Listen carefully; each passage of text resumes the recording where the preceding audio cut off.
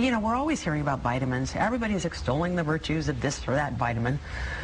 You don't hear that much about vitamin D, and I know you're really excited about it.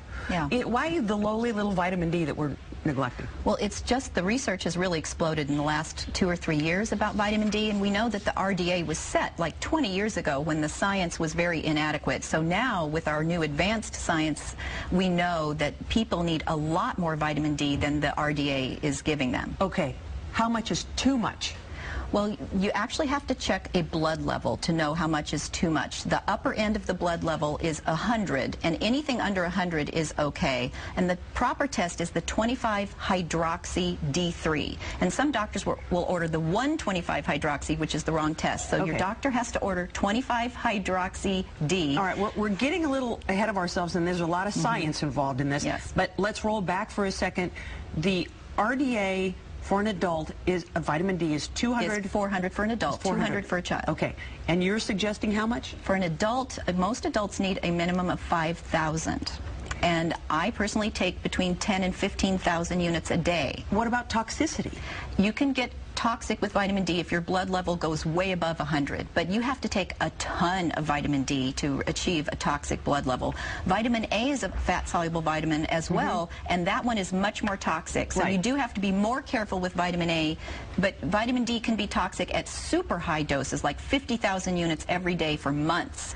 You can get some vitamin D toxicity. But I read on the milk carton, they put vitamin D in the milk. Isn't that enough? It's not enough. It's not even close to being enough.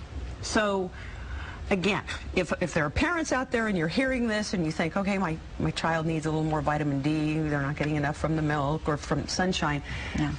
Again, let's say they're a little nervous about going above and beyond the RDA. Yeah. Where can they find research?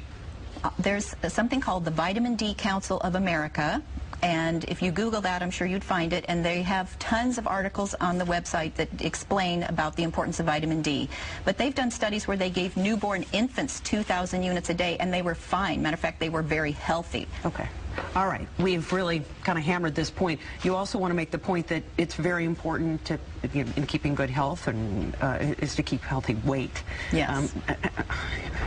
How do you do that? I mean, well, people cannot achieve a healthy weight, in my opinion, without having, obviously, healthy diet, all the nutrients that they need, because nutrients give our bodies energy. They allow our bodies to burn energy and burn fat as fuel.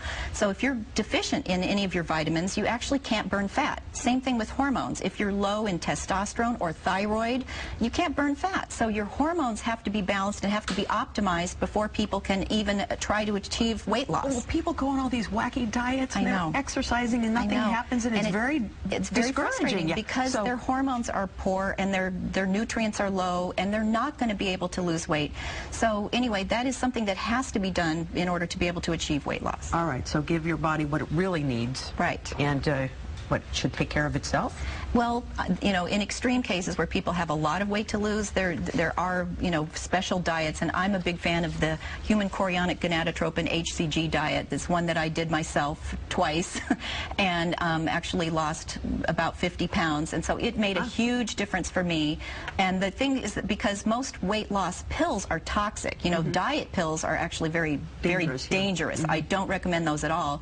But because this HCG is a natural bioidentical hormone, it's actually extremely safe, and so it helps. It suppresses appetite and helps the body burn fat at a rapid rate. So people lose weight quickly and safely and pretty comfortably as well. You're not like dying of starvation. You're not. So well, it's a good diet. It's a safe diet, and that's one that I recommend for people once their basic diet, nutrition, hormones are balanced. All right. Well, we do know the effects of obesity and how it taxes the heart, diabetes, increases the risk of cancer, everything.